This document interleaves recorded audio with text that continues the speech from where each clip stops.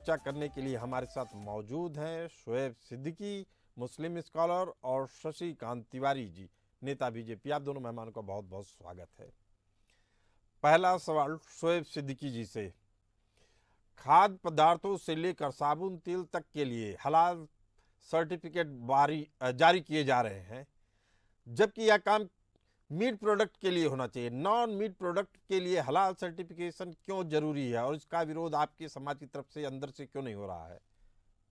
देखिए पशु सर, ऐसा है जी कि किसी भी मुल्क की पशु सुनिएगा बहुत, आज के जब एंकर पार्टी बन जाता है वहाँ आपने बार बार मुसलमानों को टारगेट तक की बात करी। मैं आज 10-15 से सुन रहा हूँ। आप देखिए पशु सर, किसी भी मुल्क की हुकूमत को अख्तियार नहीं है कि किसी भी मजहब के मामले में मुदाखलत करे। आप देखिए सर्टिफिकेट के हवाले की बात चल रही है।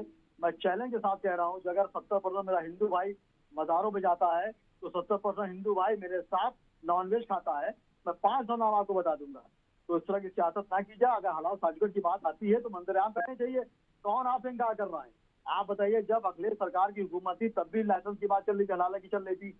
इसमें होता क्या है, जरा सी बात जब आती है तो इसमें मीडिया भी खतरवार होता है, और खासकर जब एंकर पार्टी बन जाता है। आप देखिए, जब भी मैंने किसी को डिबेट दिया तो आप देखिए जिस भी पार्टी के लोग रहते हैं, लेकिन वो पार्टी तो टारगेट में शोएब सिद्दीकी को लेती है, पूरा समुदाय को लेती है, लेकिन एंकर भी बार बार घुमा के बात करता है। जैसा भी आपने बार मुसलमान का नाम लिया।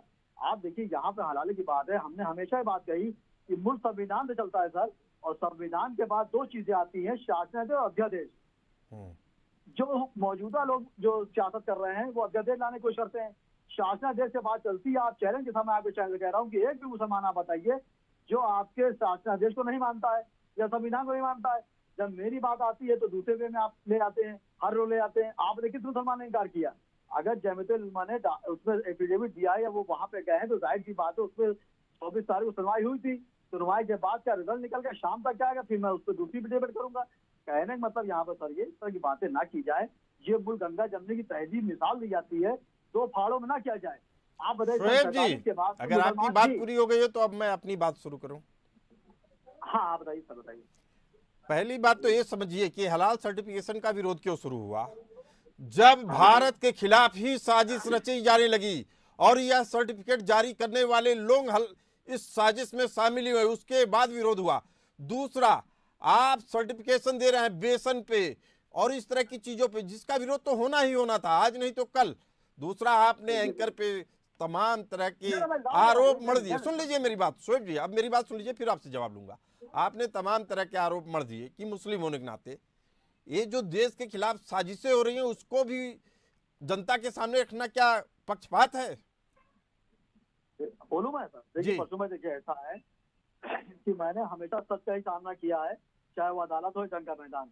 और आपका भाई डरता है तो सिर्फ और सिर्फ खुदा से, और हर इंसान को ऊपर भाई डरना चाहिए, इंसानों से डरना चाहिए। जिंदगी तो पल भर का तमाशा है, असली इंसान मरने के बाद है। अब आप बात सुनिए, मैंने टारगेट में आपको नहीं कहा, मैंने अक्सर एंकरों को देखा है जो टारगेट में सवाल ले लेते हैं। अब आप कह रहे हैं मुल्क के साथ गद्दारी। अरे मुल्क के साथ जो गद्दारी करेगा उसको सजा मौत दी जाएगी। मैंने हमेशा कहा कि मुल्क संविधान चलता है। ये तो हलालत बहुत छोटी चीज है। अगर कोई रणनीति भी बनाएगा हिंदुस्तान के खिलाफ तो उसके खिलाफ सख्त कार्रवाई की जाएगी। शोएब जी, आपके इस जज्बे को सलाम है। शोएब जी, आपके इस जज्बे को सलाम है। शशिकांत तिवारी जी, शोएब कह रहे हैं कि अगर देश के खिलाफ कोई साजिश रचता है तो उस पर कड़ी से कड़ी कार्रवाई हो। फिर मैं बैठूंगा। सुनिए मेरी बात जी, एक से 2 सेकंड मत दीजिए। देखिए परसों इंडिया पाकिस्तान का मैच था, मैं पूरा मैच देख रहा, मेरे साथ 200-300 मुसलमान भाई देख रहे थे। उसमें हमारा एक छोटा भाई मुमताज खान जो सेंटर बाहर से इलेक्शन लड़ रहा है जॉइंट सेक्रेटरी का, वो था। हम लोग लास्ट तक देख रहे थे कि इंडिया तो जीत रही है, मेरा कोहली सैकड़ा मार ले, और जैसे तो सैकड़ा मारा वो कहीं ना कहीं से बम लेके आया, उसे बम फोड़ा है हमारे खुशी के, तो इसको नजरअंदाज कर देंगे आप? अगर कहीं पे पाकिस्तान जिंदाबाद की बात होती है तो उसको सजा देते हैं आप। जब हिंदुस्तान जिंदाबाद कहता है मुसलमान, तब आप बात क्यों नहीं करते हैं? वो फौरन जाके 1000 रुपए आके मुमताज लेके आया, उसने कहा मेरा हिंदुस्तान शोएब सिद्दीकी जी, आप तो उसी तरीके की बात कह रहे हैं कि अगर पहलू दोनों रखिए, एक पहलू रखिए। कहने मतलब ये कि टारगेट पे कोई मामला होता मुसलमान क्यों आता है? मुसलमान ने 1857 में जब जंग लड़ाई ऐलान हुआ था तो मुसलमानों ने खून बहाया था, 47 में बहाया था। आज तो सिर्फ मुसलमान जान ले रहा। अगर शोएब सिद्दीकी ने गलती कर दी तो जब पूरी कौम को नहीं, कोई कौम को नहीं कह रहा है, लेकिन जो कौम के नाम पे काम होता है उसकी जवाबदेही सब पे बनती है। शशिकांत तिवारी जी, आप शोएब सिद्दीकी जी की बात का जवाब दीजिए। कह रहे हैं कि क्या कोई एक आदमी गलत काम करता है तो आप उसको रोकिए, पूरे समुदाय को निशाने पे मत लीजिए। शशिकांत तिवारी जी। जी, ठीक बात कह रहे हैं इन्होंने। देखिए, कानून और व्यवस्था ये सरकार का काम है।